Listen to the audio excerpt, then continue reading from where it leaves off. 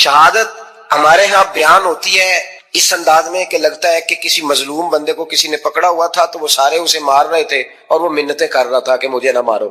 اتنی ہائے ہائے کی جاتی ہے کہ محسوس ہوتا ہے کہ امام علی مقام بڑے پریشان تھے کہ کسی طریقے سے، اور ان کا خاندان بڑا تکلیف میں تھا کہ جلدی کہیں کربلا سے نکل جائے. حالانکہ اس دھرتی پہ، اس کائنات پہ صبر، شجاعت، استقامت اور حوصلہ جس سے کائنات سیکھے گی وہ صرف امام حسین ہی ہے. یہ انداز بتایا جاتا ہے کہ شاید واقعہ کربلا رونے دھونے کا نام ہے، حالانکہ بات یہ نہیں اس کا مزاج تھا. یہ چلاک لوگ زندگی میں ہمیشہ دھوکہ کھاتے ہیں، چلاکیاں انسان کو گراتی ہیں اور اتنا منہ چھیل جاتا ہے کہ منہ پہچانا ہی نہیں جاتا. بندہ اپنے آپ کو رب رسول کے حوالے کر دے تو اللہ بڑی بہترین جزائیں عطا کرتا ہے. یہ لوگ تیزی دکھاتے ہیں بعض، تو یزید بھی تیزی دکھانے والا تھا. اس نے ولے جڑا نماز پڑھائے ہو مولوی تو جڑا ٹل پائے ہو پیر، جڑا مہینہ نہ نہائے چھوٹا پیر تو جڑا 6 مہینے نہ نہائے ہو بڑا پیر. کہتے بابا پہنچے ہیں، کڑے چھڑے جو پہن لیے. بھائی امام حسین تو نمازیں پڑھاتے تھے، مولا علی تو نمازیں پڑھاتے تھے، مسجد کے خطیب تھے. اب اس کو تو مولوی کہہ دیا جاتا ہے بیچارے کو. تو ملنگ کون ہوتا ہے جی؟ کہتے جڑا کپڑے کٹ پائے. کیا تماشا ہے، قوم جدھر دل کرتا ہے نکل جاتی ہے. یاد رکھیں ووٹ برادری کا نہیں ہوتا، ووٹ برادری کا نہیں، ووٹ دین کا ہوتا ہے. جو بندہ دین کے، ملت کے، مذہب کے معیار پہ پورا نہ ہوتے اسے حکمت کے تحت بھی ووٹ دینا جائز. ہاں یہ بات سچی ہے تو بہرحال سچی ہے، یہ یاد رکھ لے. ہمارے ووٹ سے کوئی ایم این اے، ایم پی اے جتنے ظلم کرے گا ووٹ دینے والا اس کے ظلم میں شریک ہوگا، بالکل 100%. یہ لکھ لیں بات. ہم اس وقت بڑی جلدی، پتہ نہیں ہمیں کیا مسئلہ ہو جاتا ہے، اتنا اتنی مصیبت انہیں نہیں بنی ہوتی، نہیں یہاں بنی ہوتی ہے. خدا کا خوف کریں. امام علی مقام ووٹ ہی مانگ رہا تھا نا یزید، اور پھر اس نے بڑے بڑے لالچ دیے. اس نے کہا کہ آپ 5-4 صوبے ہیں جس کی گورنری مرضی رکھ لیں، دولت آپ کی مرضی کی. تو پھر آج ہمیں بھی لوگ مشورہ دیتے ہیں، کہتے ہیں مسجد میں سیاست نہیں ہونی چاہیے. میں نے کہا کیا کریں، یہ امام حسین ہمیں مجبور کر گئے. کوئی نہ کوئی بات کرنی پڑ ہی جاتی ہے. امام علی مقام نے فرمایا چھپ کے ووٹ کی بات، بیعت کی بات نہیں ہو سکتی. آپ نے جا کے لوگوں سے مشورے، بڑے کم لوگ ہوتے ہیں، بڑے کم لوگ جسے زندگی ہو پیاری وہ یہیں سے لوٹ جائے. میرے قافلے میں شامل کوئی کم ظرف نہیں ہے. بڑے کم لوگ ہوتے ہیں جو ارادوں کے، وعدوں کے ہمیشہ ساتھ چلنے کے پکے ہوتے ہیں، ورنہ بڑے لوگوں کو گرمی لگنے لگتی ہے، بڑے لوگوں کی مشکلات آتی ہیں. ہر بندہ نہیں کہتا اسی ویسے اونج نہ اونج اسی حمایت فراڈیاں دی کرن ڈے ہیں تو پھر چھڑ دے کیوں نہیں ہیں اونجے دھوکے باز ہی انہیں کرایا انہیں کھ نہیں تو پھر چھوڑ دو جان، تم ہی چھوڑ دو. یہ بندہ بات صحیح کر رہا ہے، بندہ ویسے یہ بات صحیح کر رہا ہے پر اجے حالات نہیں ٹھیک ہے دے والے بندے ٹھیک نہیں. پر کیا تماشا ہے، کب تک ایسا رہے گا کہ کب تک یہ بات چلے؟ ساتھ ہو، صحرا کا علاقہ ہو، تپتی ہوئی ریت ہو، اتنے کٹھن اور سخت حالات، چاروں جانب موت ہی موت، دور دور تک اپنوں کا نام و نشان کوئی نہیں، اور اکیلے فیصلہ کرنے والے امام حسین. باقی سارے بچے ہیں یا عورتیں، سارے بڑے اکیلے. 19 لوگوں کو ایک بار میں حضرت ایسے ہی تماشا بنا دیا ہے. مظلوم تھے وہ تو رو رہے تھے، ہر مقرر یہ کہہ رہا ہے کہ وہ تو بار بار کہ ابا پانی مل جائے، پانی آ جائے، ترس گئے. خدا کا خوف کرو، یہ دلیر لوگ تھے. ان کی باتیں آج بھی پڑھ کے دلیری پیدا ہوتی ہے، دلیری پیدا ہوتی ہے، دلیری. دوسرے پہ مشکیزہ وہ بھی کٹا. دیکھ لو میں پس منظر پہ ہوں ابھی تک. میں بتا رہا ہوں کہ جہاد کس کے خلاف تھا؟ ظالم حکمران کے خلاف، ظالم کافر کے خلاف نہیں، مشرک کے خلاف نہیں. حضرت امام حسین رضی اللہ تعالیٰ عنہ نے ہر جگہ ایک ہی بات کی کہ یزید شرابی ہے تو بچے کٹوا دوں گا، شرابی کو ووٹ. یہ ایک نہیں، ہر کتاب میں یہی لکھا، ہر کتاب میں، اور ہر مسلک کی کتاب. یزید چونکہ مجرے دیکھتا ہے، رنڈیوں کا ناچ دیکھتا ہے، بچے کٹوا دوں گا، اس کے ہاتھ میں ہاتھ. امام حسین نے فرمایا چونکہ اللہ کی حدوں کو توڑتا ہے، حقوق اللہ پامال کرتا ہے، حدود اللہ، بچے کٹوا دوں گا لیکن اس کے ہاتھ میں ہاتھ. سارا دن خود مجرا دیکھنا اور 10 محرم کو 2 دیگیں پکا کے حسینی بن جانا، سارا سال خود گند مند کرنا، شرابیوں کے ساتھ رہنا، اور 10 محرم کو 2 آنسو بہا کے یاد رکھنا. میں ہمیشہ کہتا ہوں، پھر کہہ رہا ہوں، جس کے موبائل میں گندے گانے ہیں، گند دیکھتا ہے، شرابی کبابی کا سپورٹر ہے، ووٹر ہے، یا مجرے دیکھتا ہے، آتا جاتا ہے، وہ یاد رکھے قیامت میں امام حسین کا ہاتھ ہوگا، اس کا گریبان ہوگا. ہم سے نہ رقم ہوں گے قصیدے یزید کے، ہم لوگ تو حسین کے سیرت نگار. حضرت ابا ہمارا کسی بندے سے جائیداد کا رٹا نہیں، ہم تو چاہتے ہیں امت اکٹھی ہو جائے. لیکن جو بندہ نبی پاک کی ماں کو دوزخی کہے، حضور کے باپ کو جہنمی کہے، یزید کو امیر المومنین کہے، اس کے ساتھ اتفاق رائے کر لیا جائے، یہ مذہب ہماری سمجھ میں نہیں آتا، بالکل نہیں آتا، قطعاً نہیں ہماری سمجھ میں آتا کیسے اتحاد کر لیا جائے۔ یہاں تو میرے بھائی جو ہمارے ابا کا مخالف ہو اس سے اتحاد نہیں ہوتا، اور جو نبی پاک کے والد کو دوست کی کہ اس سے اتحاد ہو جائے۔ کہتے ہیں جی وہ جی اتنی فرقہ واریت ہو گئی، ہم کس مسجد میں جاؤں؟ 60 پارٹیاں پاکستان میں رجسٹرڈ ہیں جو الیکشن لڑتی ہیں، کبھی کسی بندے کو ٹینشن نہیں ہوئی کہ کس کے پاس جائیں کس کے پاس نہ جائیں، کبھی نہیں کوئی بولا کہ اب وہ بھی کھڑا ہو گیا وہ بھی، کوئی ٹینشن نہیں۔ مذہب کی باری ٹینشن ہو جاتی ہے، اتنا بڑا مذہب ہوتا ہے بھائی، غلط بندے بھی آ جاتے ہیں بیچ میں، تھوڑا پہچان کے چلنا پڑتا ہے صحیح کون ہے اور غلط ہے۔ اور یہی تو ہمیں امام حسین نے بتایا ہے کہ مذہب کے اندر ہی تم نے شناخت کرنی ہے کہ بندہ ٹھیک کون ہے اور بندہ غلط ہے۔ یہی تو کربلا ہے، یہی تو امام حسین نے بتایا، کفر اسلام نہیں، حق اور باطل۔ تو سمجھیے گا یہ ہے درس، یہ ہے پیغام، یہ ہے پیغام، یہ ہے یاد رکھو موت تیزی سے آ رہی ہے، ہمارے ساتھ والے دائیں بائیں والے سب چلے گئے، اسی طرح نمبر لگے گا، ایک دن اعلان ہوگا۔ ضمیر کے قیدی بن کے زندگی نہ گزارو، بالکل نہ گزارو، یہ تھوڑی سی زندگی ہے دنیا سجن المومن۔ حق بات کرو، حق پہ ڈٹنا سیکھو، دین سمجھو، خبردار رسول پاک صلی اللہ علیہ وسلم کے دین میں ظالم، جابر، فاسق، فاجر کی کوئی گنجائش قطعاً نہیں ہے۔ انسان کی زندگی میں جو چیزیں اسے بہت زیادہ نقصان دیتی ہیں اور بہت پیچھے چھوڑ دیتی ہیں، دنیاوی معاملات سے لے کر روحانی، اخلاقی، قلبی اور قرب الہی کے معاملات تک کو جو چیزیں نقصان پہنچاتی ہیں، ان میں ایک بڑی چیز غفلت ہے۔ ایک لفظ ہوتا ہے جو ہمیں اکثر سننے کو ملتا ہے کہ آپ کی توجہ نہیں ہے۔ یہ ڈھیر سارے لوگوں کا مطالبہ ہوتا ہے، اہل خانہ بھی مطالبہ کرتے ہیں، کئی موقع پر والدین بھی مطالبہ کرتے ہیں، غرباء بھی مطالبہ کرتے ہیں کہ امیروں کی ہماری طرف توجہ نہیں ہے۔ اور یہ بڑی لازمی سی بات ہے کہ کسی چیز پر جب توجہ رہتی ہے تو وہ چیز بہتر ہو جاتی ہے، اور جب عدم توجہی کا لوگ مظاہرہ کرتے ہیں تو وہ معاملہ خراب ہو جاتا ہے۔ یہ جو عدم توجہ ہے اسی کو غفلت کہتے ہیں، اور جب انسان کے مزاج پر غفلت طاری ہوتی ہے اور غفلت اس پر پوری طرح غلبہ کر لیتی ہے تو پھر اس کی زرخیز زمین کو وہ بنجر کرتی ہے۔ غفلت انسانی دل کے لیے بڑی نقصان دہ چیز ہے اور انتہائی تکلیف اور ضرر کا باعث ہے۔ دلوں پر جو قحط نازل ہوتا ہے، قحط، ویران ہو جاتے ہیں دل، اور جو دلوں پر خشکی نازل ہوتی ہے کہ طبیعتیں خشک ہو جاتی ہیں، یہ غفلت کی وجہ سے ہوتی ہے۔ جو لوگ غافل ہو جاتے ہیں نا، اپنے معاملات کا دھیان نہیں رکھتے، دیکھیں نا، آپ کو کھانا کھاتے بھی غافل نہیں ہونا چاہیے۔ اگر کھانا بھی غیر معتدل کھا لیا جائے تو وہ انسان کی طبیعت کے لیے باعث ضرر بن جاتا ہے، نقصان کا باعث بنتا ہے۔ بات کرتے ہوئے بھی غافل نہیں ہونا چاہیے، کئی دفعہ جملے ایسے نکل جاتے ہیں جو انسان کے لیے پھر شرمندگی کا باعث بنتے ہیں۔ انسان کو غافل ہو کر کوئی کام نہیں کرنا چاہیے، غافل ہو کر، مدہوش اور بے ہوش ہو کر نہیں۔ غفلت دل کو ویران کرتی ہے، طبیعت میں خشکی لاتی۔ غافل کبھی نہ بنے۔ قرآن مجید فرقان حمید نے ارشاد فرمایا کہ اقترب للناس حسابہم، فرمایا لوگوں کے حساب کا وقت قریب آ گیا، وہم فی غفلت معرضون، اور وہ ابھی بھی غفلت میں منہ پھیرے ہوئے ہیں۔ ٹائم آ گیا حساب دینے کا، لیکن وہ ابھی بھی غافل ہیں۔ ہمارے جو زیادہ تر نقصان زندگی میں ہوئے ہیں وہ صرف ہماری غفلت کی وجہ سے ہوئے۔ ہم نے چیزوں پر توجہ نہیں دی، چیزیں گڑبڑ ہو گئیں۔ جس آدمی نے پھول لگائے ہوں، پھل لگائے ہوں، کھیتی لگائی ہو، وہ دانہ ڈال کے پانی دے کے فارغ نہیں ہو سکتا، اسے توجہ کرنی پڑتی ہے۔ اور کسی نے کہا تھا مالی جیندے ہون تو پھر بوٹے سکدے نہیں، اگر موجود ہونا ان کو سینچنے والا، رکھوالی کرنے والا، تو پھر ان کی جڑیں کبھی خشک نہیں ہوا کرتی۔ ہماری جو غفلتیں یہ بڑی ضرر کا باعث ہیں، نقصان کا باعث، اور مجبوری معاف ہوتی ہے، غفلت معاف نہیں ہوتی۔ اسکول میں پڑھتے تھے، مدرسے میں پڑھتے تھے، تو ایک مجبوری ہو گئی جی، خدا نہ خواستہ گھر میں کوئی پریشانی ہو گئی تو اساتذہ اس پر سزا نہیں دیتے۔ کوئی خوشی کا موقع ہے گھر میں، فیملی میں کسی کی شادی ہے، اساتذہ اس پر سزا نہیں دیتے۔ لیکن اگر کبھی پتہ چلتا تھا نا کہ یہ گھر سے تو آیا تھا لیکن مدرسے نہیں آیا، یہ اسکول نہیں آیا، رستے میں غافل ہو گیا، تو یہ بات خوفناک تھی۔ یہ قابل سزا جرم تھا کہ تو غافل ہو گیا اپنی پڑھائی سے، تو گھر سے آیا اور یہاں نہیں آیا۔ غفلت قابل سزا ہوتی ہے، مجبوری کی معافی ہوتی ہے۔ ہمارا آج کل جو مسئلہ ہے وہ غفلت کا ہے۔ ڈھیر سارے لوگ ہیں، سمجھدار بھی ہیں، سیانے بھی ہیں، معاملہ فہم بھی ہیں، باشعور بھی ہیں، تعلیم کی ڈگریاں بھی رکھتے ہیں، لیکن اگر ان کی زندگیوں کی تکلیفوں کو دیکھا جائے اور بے آباد روح کو دیکھا جائے اور سجدوں سے ان کی دوری کو دیکھا جائے تو ایک ہی بات سمجھ میں آتی ہے کہ پتہ سارا ہے لیکن لے ڈوبی ہے غفلت، توجہ نہیں کی۔ لائق بچہ بھی نالائق ترین زندگی گزارتا ہے اس لیے کہ اس کے لائق ہونے کے ساتھ ساتھ اس کا توجہ کرنا بھی تو ضروری ہے نا.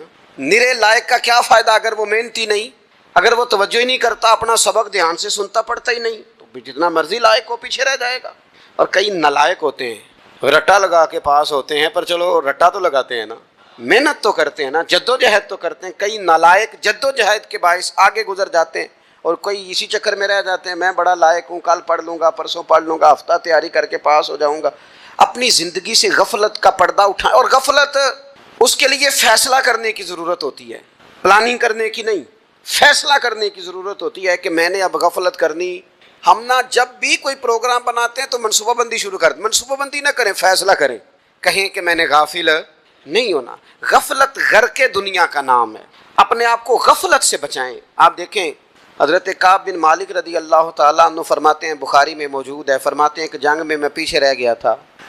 میرا خیال تھا کل چلا جاؤں گا، گھوڑے اور سواریاں میرے پاس تیز ہیں، مضبوط ہیں، پرسوں چلا جاؤں گا، تیزی سے بھاگ کے میں پہنچ جاؤں گا، میں قافلے کے ساتھ شامل ہو جاؤں گا. لیکن بس تھوڑی سستی ہو گئی، ذرا غفلت ہو گئی. آپ فرماتے ہیں جب سب لوگ چلے گئے حضور علیہ السلام کے ساتھ جہاد میں اور میں پیچھے رہ گیا، تو پھر جب چند دن گزر گئے اور محبوب کے واپس آنے کا ٹائم ہو گیا، تو اب میں غور کرتا سمجھتا تو مجھے مدینے میں یہاں بزدل لوگ نظر آتے. اور کون نظر آتے؟ جو منافق تھے. وہ منافق بزدل دکھائی دیتے، یا مجھے عورتیں اور بچے دکھائی دیتے. میں پریشان ہوا. حضور واپس آ گئے. جنہوں نے بہانے کیے تھے نا منافقین نے، یہ مجبوری تھی اس لیے نہیں جہاد پہ گئے، یہ جنہوں نے بہانے کیے تھے انہیں مل گئی معافی. اور میں نے سچ بولا، میں نے کہا یا رسول اللہ میں غافل ہو گیا تھا. اب کہتے ہیں میں نے جب کہا نا حضور سستی ہو گئی تھی، ذرا غفلت ہو گئی. تو بندہ محبوب سے ہی غافل ہو جائے، بندہ وہیں سے غافل ہو جائے. جو دم غافل سو دم کافر، سانو مرشد اے ہو پڑھایا. جب کہا نا حضور وہ غلطی ہو گئی، کوئی مجبوری نہیں تھی، تو فرماتے ہیں باقیوں کو معافی مل گئی. میرے ساتھ حضور ناراض ہو گئے. ایک دن نہیں، 2 دن نہیں، 50 دن حضور ناراض رہے. مدینے کی گلیوں نے مجھے پہچاننا چھوڑ دیا. در و دیوار سے مجھے یوں لگتا تھا کہ میں پردیسی ہوں. فرماتے ہیں میں مسجد میں آتا تھا، میں جب محبوب کو دیکھتا تو حضور رخ انور پھیر لیتے، اور مجھے پتا تھا جب میرا چہرہ ادھر ادھر ہوتا تو پھر کریم رحمت کی نظر فرماتے. فرماتے 50 دن مسلسل. پھر مجھے حکم ہوا کہ بیوی بھی بھیج دو، میکے بچے بھی بھیج دو، ننھال یعنی تنہا رہ جاؤ. فرماتے ہیں وہ میں نے قید تنہائی کاٹی، لیکن شکر اللہ کا یہ ہے کہ میں سچا تھا، بس ذرا بھول گیا تھا، بس ذرا غفلت ہو گئی تھی. تو فرماتے ہیں پھر اللہ تبارک و تعالیٰ نے میرے اوپر فضل یہ فرمایا کہ میری توبہ کا اعلان رب نے قرآن مجید میں فرمایا. تو غافل نہ بنے کبھی بھی. ہمارا نا مسئلہ یہ ہے، اور آپ نے ناراض نہیں ہونا. ڈھیر سارے لوگ غافل ہو جاتے ہیں، مالدار بھی غافل ہیں، صاحبان علم بھی اللہ ماشاء اللہ بہت ساری جگہوں پہ غافل ہیں. جن لوگوں کو 4 لوگ جاننے لگ جاتے ہیں، کوئی مقام حاصل ہو جاتا ہے، وہ بھی بہت ساری جگہوں سے غافل ہو جاتے ہیں. اللہ ماشاء اللہ غفلت بڑی تکلیف والا منظر ہے. جو لوگ سمجھتے ہیں نا میں اب گڈ بک میں آ گیا ہوں، اب میں اچھا ہو گیا ہوں، اب میرے لیے خیر کہا جاتا ہے، مجھے اچھائی شاید یہ مستقل میرے ساتھ رہے گی، تعریف ہی ہوگی ہمیشہ، وہ بھی غافل ہو جاتے ہیں. اور یہ غفلت ٹھیک نہیں ہوتی. وجہ دیکھنی چاہیے کس وجہ سے انسان کو وقار مل رہا، عزت مل رہی.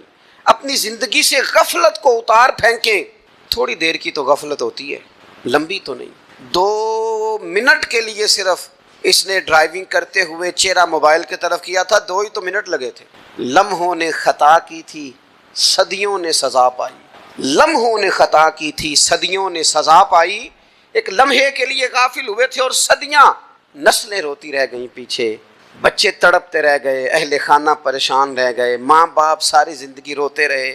لیکن یہ 2 منٹ کے لیے یہ غفلت جو ہے یہ بڑی تکلیف والا معاملہ. اپنی زندگی سے غفلت کو اتارنا ہے، غافل نہیں بننا.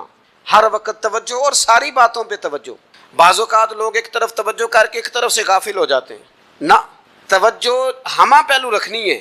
ہمارے ذمے جتنے بھی حقوق ہیں ان سب پر توجہ، ہر چیز کا خیال. ایسا نہ ہو کہ عبادت کرتے رہ جائیں اور حقوق العباد ہم سے چھوٹ جائیں، اور حقوق العباد اتنے زیادہ ادا کریں. صاحب مجھے کہنے لگے ایک دفعہ بڑے وثوق کے ساتھ کہنے لگے جی معاذ اللہ ثم نہیں جی ٹائم ملتا پھر نماز دا کی کریے، روزی کمانا بھی تو عبادت ہے نا. تو میں نے کہا آپ نے عبادت کرنا ایک حصہ قبول کیا ہے، آپ نے کل عبادت نہیں قبول کی. عبادت کل ہے ہمہ پہلو، ایک حصہ آپ قبول کر کے نکل گئے اور باقی آپ نے چھوڑ دی. تو کسی ایک طرف سے بھی غافل نہیں ہونا. جتنی ذمہ داریاں ہیں، جتنی ڈیوٹیاں ہیں، ان سب کا خیال. اور جو بڑا آدمی ہوتا ہے، بڑا گھر میں بڑا ہو، قبیلے میں بڑا ہو، علاقے میں بڑا ہو، ادارے میں بڑا ہو، کلاس میں بڑا ہو، جو بڑا ہے اس کی تو ساری آنکھیں کھلی ہوئی ہونی چاہیے. ایک ایک پر اس کی نظر ہونی چاہیے کہ میری کہاں ضرورت ہے، کہاں مجھے اشک شوئی کرنی ہے، کس کے ساتھ میں نے کس طرح محبت کا رویہ رکھنا ہے. غافل نہ بنے. اچھا جی، اب کیسے پتہ چلے گا کہ ہم غافل ہیں؟ یہ کیسے پتہ چلے گا؟ آپ کسی بندے سے بھی پوچھ لیں حالات کیا ہیں تو کہتا ہے اللہ کا شکر ہے کبھی کسی کا دل نہیں دکھایا، اللہ کا شکر ہے جی زمانہ ہو گیا 5 نمازیں پڑھتا، اللہ کا شکر ہے جی. کیسے پتہ چلے گا غافل ہیں؟ پہلی علامت ہمارے علماء اور صوفیاء نے غافل بندے کی لکھی ہے. اس آئینے میں میں نے اور آپ نے اپنا آپ دیکھنا ہے. غافل بندے کی پہلی علامت یہ ہوتی ہے کہ وہ دنیاوی کاموں میں چست ہوتا ہے اور اللہ اور اس کے رسول کی فرما برداری میں سست ہوتا ہے. یعنی نماز کے وقت تو اسے نیند ستاتی ہے، پریشانی ہوتی ہے، لیکن اگر کسی جگہ مال مل رہا ہو، پیسے مل رہے ہوں، وہاں جانا ہو تو پھر اسے کوئی چیز بھی تنگ نہیں کر. دنیاوی کاموں میں چست ہوگا، یعنی ٹی وی کے آگے، موبائل کے آگے وہ گھنٹوں بیٹھا ہوا ہے. اور اگر اسے 25 منٹ قرآن پاک سننا پڑ جائے، اگر اسے 20 منٹ دینی محفل میں بیٹھنا پڑ جائے، اگر اسے کہا جائے کہ تو 20 رکعت نماز نفل ادا کر، دنیاوی کاموں میں چست ہے، دینی کاموں میں، یہ غفلت کی پہلی علامت. پھر ذاتی معاملات میں پیسہ خرچ کرنا ہو تو ڈھیر سارا ہے، کسی غریب کی مدد کرنی ہو تو. وہ ہمارے ایک دوست ہیں، وہ اکثر کہا کرتے ہیں، وہ کہتے ہیں آج کل کسی سے کہنا فلائی کام میں، دینی کام میں، کسی کی مدد میں کچھ 4 پیسے خرچ کرنے ہیں تو لوگ کہتے ہیں ہاتھ تنگ ہے. ہاں کوئی سستا پلاٹ ملتا ہو نا، اور اگر یہ سمجھ آ جائے کہ وہ مجبور ہے بیچارہ بیچنے والا، تو پھر کہتے ہیں میں 2-3 دوستوں کو پھاڑ لے سن. ذاتی کاموں میں جب بندہ چست ہو اور دینی کاموں میں سست ہو تو مطلب یہ ہے کہ بندہ غافل ہے. پہلی علامت غفلت کی. اور غفلت کی دوسری نشانی یہ ہے کہ انسان گناہ کے کاموں کو معمولی سمجھنے لگ جاتا ہے. یہ غافل بندے کی نشانی ہے، گناہ کو معمولی سمجھتا ہے، چھوٹا سمجھتا ہے. آج کل لوگ کہتے نہیں میں کو اکیلا کر رہا ہوں، ساری دنیا ہی کرتی ہے. اور جناب کیا ہو گیا، اگر یہ غلطی ہو گئی تو بندے سے ہو ہی جاتا ہے. گناہ کو معمولی سمجھنا، چھوٹا سمجھنا، اور کہنا پھر کیا ہو گیا ہے، انسان سے غلطی ہو جاتی ہے. آپ دیکھ لیں کہ سینکڑوں بیسیوں گناہوں کا بوجھ ہمارے سروں پہ ہوتا ہے، لیکن کوئی ہمارا دبدبہ ہے، کوئی ہماری گفتگو ہے، کوئی ہمارے جملوں میں خود پسندی ہے، کوئی ریاکاری ہے، کوئی تسنع ہے. یہ غافل بندے کی علامت ہے. نبی اکرم صلی اللہ تعالیٰ علیہ وآلہ وسلم نے فرمایا مومن اپنے گناہوں کو پہاڑ کی طرح سمجھتا ہے. یہ بخاری میں حدیث ہے. مومن پہاڑ کی طرح جانتا ہے اور وہ ڈرتا ہے کہ کہیں وہ پہاڑ اس کے اوپر گر نہ جائے، یعنی کہیں مجھے میرے گناہ کی سزا نہ مل جائے. چھوٹے گناہ کو بھی پہاڑ جانتا ہے، یار مجھ سے غلطی ہو گئی، مجھے ٹھیک کر لینی چاہیے، مجھے معافی لے لینی چاہیے، مجھے توبہ کر لینی چاہیے. مومن اپنے اوپر گناہ کو پہاڑ کی جانب سمجھتا ہے. اور حضور علیہ الصلوۃ والسلام فرماتے ہیں کہ یہ جو فاسق اور فاجر ہوتا ہے نا، اللہ کا نافرمان، یہ گناہ کو مکھی کی طرح سمجھتا ہے. یہ سمجھتا ہے میں نے اشارہ کرنا ہے، مکھی نے اڑ جانا ہے. مومن کی علامت یہ ہے کہ وہ پہاڑ جانتا ہے، اگر غلطی ہو جائے تو پہاڑ. امام اعظم ابو حنیفہ رحمۃ اللہ علیہ گزر رہے تھے تو بارش ہو گئی تھی اور کوفہ میں کیچڑ تھا، تو آپ نے جو جوتے پہنے ہوئے تھے ان جوتوں سے چلتے ہوئے نا آپ کے پاؤں سے کچھ مٹی اڑی، تو سامنے ایک یہودی تھا. اب اس زمانے میں دیواریں کچی ہوتی تھیں، اس کے دیوار پر جا کے وہ مٹی جو تھی وہ لگ گئی. اب امام صاحب بڑے پریشان ہوئے کہ میں نے اس کی دیوار کو آلودہ کر دیا. یہاں تو لوگ اپنی اینٹیں رکھتے رکھتے کئیوں کی دیواریں توڑ ہی دیتے ہیں، اور پھر وہ اس پر ماننے کو بھی تیار نہیں ہوتے، تسلیم کرنے کو بھی تیار نہیں ہوتے. وہ کہتے ہیں پھر کیا ہو گیا، اب ہمارا یہاں گھر ہے تو ہم نے ٹرالی منگوانی نہیں تھی، ہمارا حق بنتا تھا. امام صاحب کے پیروں سے ذرا کیچڑ اڑا، یہودی کی دیوار پہ لگا، اس کی کچی دیوار تھی. امام صاحب پریشان ہو گئے، سوچنے لگے کہ اگر میں دیوار سے یہ کیچڑ اتارتا نہیں تو یہ بھی زیادتی ہے، میں نے اس کی دیوار کو گدلا کر دیا، اور اگر میں اتارتا ہوں تو کچھ مٹی اس کی دیوار کی بھی اتر جائے گی، کچی دیوار ہے، یہ بھی زیادتی ہے. مومن گناہ کو پہاڑ کی طرح سمجھتا ہے کہ کہیں گر نہ جائے، اس کی بھی کہیں سزا نہ مل جائے. امام صاحب نے اس کے دروازے پہ دستک دی، وہ باہر آیا تو اتفاق سے وہ آپ کا مقروض بھی تھا، اس نے پیسے دینے تھے. باہر نکلتے ہی کہنے لگا اوہو آپ تو قرض لینے آ گئے، میرے پاس تو ابھی گنجائش نہیں ادا کرنے کی. تو امام صاحب کہنے لگے تو قرض چھوڑ، وہ میں نے معاف کیا، میرے سے غلطی ہو گئی ہے. میں آ رہا تھا، لکڑی کے جوتے اس زمانے میں کھڑاؤں لوگوں نے پہنے ہوتے تھے، کہا وہ میرے پیروں سے ذرا کیچڑ اڑا ہے، تیری دیوار پہ لگ گیا ہے. اب میں بڑی دیر سے کھڑا سوچ رہا ہوں کہ اگر میں تیری دیوار صاف نہ کروں تو میں نے یہ میلی کر دی، گدلی کر دی، یہ بھی بات درست نہیں ہے، زیادتی. اور اگر میں اسے صاف کرتا ہوں کچی دیوار سے کچھ مٹی اتر جائے گی تو یہ بھی زیادتی ہے. اب تو بتا میں کیا کروں؟ تو بے موسمہ پھل تھا نا یہ، تو بے موسمہ پھل دیکھ کے بندہ حیران ہو جاتا ہے، جو باتیں روٹین میں نہ ہو رہی ہوں وہ ذرا انوکھی لگتی ہے، بندہ حیران ہو گیا، غور سے امام صاحب کا چہرہ دیکھنے لگا، غور سے چہرہ دیکھنے لگا، اور پھر تھوڑی دیر سوچنے کے بعد کہنے لگا حضور پہلے میں نے دین اسلام کے بارے میں پڑھا اور سنا تھا، آج میں نے دین دیکھا ہے۔ پہلے میں نے سنا تھا کہ دین اسلام اس طرح کا ہے، آج میں نے دین ہے۔ ہم نہ پوری دنیا کے کافروں کو دین سنانا چاہتے ہیں، دکھانا نہیں چاہتے، ہم نیک نظر آنا چاہتے ہیں، نیک بننا نہیں چاہتے، ہم نیک نظر آنا چاہتے۔ نتیجہ کیا نکلتا ہے کہ کچھ عرصے کے بعد پتہ چل جاتا ہے بندہ کس لیول کا نیک ہے، کیا معیار ہے اس کی نیکیوں کا۔ کہنے لگا حضور پہلے میں نے دین سنا تھا، آج دیکھا ہے۔ آپ وہ مٹی کی دیوار پر جو کیچڑ لگ گیا ہے، دیوار کو بعد میں صاف کیجئے گا، پہلے کلمہ پڑھائیں تاکہ میرے اندر کا کفر صاف ہو جائے، مجھے مسلمان کر دیں۔ تو غافل آدمی جو ہوتا ہے نا، وہ پھر تیسری بات، جب بندہ بہت زیادہ غافل ہو جاتا ہے پھر اعلانیہ گناہ کرنے لگتا ہے۔ ایک گناہ، پھر اس کا اظہار گناہ۔ ایک بندہ، حدیث پاک میں آتا ہے، ایک بندہ رات کو کوئی غلطی کرتا ہے، اللہ تعالیٰ اس پہ پردہ ڈال دیتا ہے، لیکن وہ سویرے خود لوگوں کو بتاتا پھرتا ہے میں نے یہ کیا، میں نے یہ کیا۔ جب آپ اظہار گناہ کرتے ہیں نا تو سامنے والا بھی دلیر ہوتا ہے، کہتا ہے اس نے کیا میں کر لوں گا تو پھر کیا ہوا۔ ہمارے علماء نے لکھا ہے کسی کی نماز قضا ہو جائے تو کسی کو بتائے نہ، قضا پڑھ ڈالے، اس کا جگہ جگہ ذکر نہ کرے۔ جب آپ کہیں گے نا میری قضا ہو گئی تو آپ کے ساتھ رہنے والا بچہ دوست سمجھے گا یار اس کی قضا ہو گئی یا تو میری بھی ہو جائے گی تو کیا ہوا۔ گناہ کرنا بھی گناہ ہے اور گناہ کا اظہار بھی گناہ ہے۔ نبی اکرم صلی اللہ تعالیٰ علیہ وآلہ وسلم نے ارشاد فرمایا میری ساری امت کو معافی مل جائے گی سوائے ان لوگوں کے جو اعلانیہ گناہ کرتے ہیں۔ یہ بخاری مسلم دونوں میں حدیث موجود ہے۔ جو اعلانیہ گناہ، جنہوں نے خود ساری دنیا کو گواہ بنا لیا، میں نے یہ بھی جرم کیا، یہ بھی کیا، یہ بھی کیا، یہ بھی کیا، خود انہوں نے لوگوں کے، بہت بڑے غافل آدمی کی علامت ہے کہ گناہ کرے اور پھر اوپر سے اعلانیہ گناہ کرے، اتنا بڑا جرم کرے۔ پھر چوتھی علامت اگر ہم دیکھنا چاہیں کہ ہم غافل تو نہیں، تو غافل بندے کی چوتھی علامت یہ ہوتی ہے کہ وہ فضول کاموں میں وقت بڑا ضائع کرتا ہے۔ فضولیات میں ادھر بیٹھے ہیں ادھر بیٹھے ہیں، یہاں گپ شپ ہو رہی ہے، وہاں موبائل دیکھا جا رہا ہے، پھر کچھ ٹائم ملا ہے تو پھر کہیں دور دراز کسی ہوٹل پہ کھانا کھانے چلے گئے، پھر کچھ ٹائم ملا تو چلو نکلتے ہیں ذرا کوئی ہفتہ سیر کر آتے ہیں، یہاں گپ شپ ہے، فلاں کو ڈسکس کر لیتے ہیں، فلاں کے بارے میں بات کر لیتے ہیں، سیاسی تبصرے کر لیتے ہیں، یہ تھوڑی گفتگو ہو جاتی، چلے محلے داروں پہ تبصرہ شروع کرتے ہیں، کون روٹی زیادہ کھا رہا ہے اور کس کے پاس پیسے زیادہ آ گئے، چلو جا کے پتہ کرتے ہیں۔ حالانکہ یہ پتہ نہیں کرنا چاہیے تھا، پتہ تو اس کا کرنا چاہیے تھا جو بیچارہ کل سے بھوکا ہے، خبر تو اس کی رکھنی چاہیے تھی جس بیچارے کے گھر میں بچوں کے لیے پہننے کو کپڑے موجود نہیں ہیں۔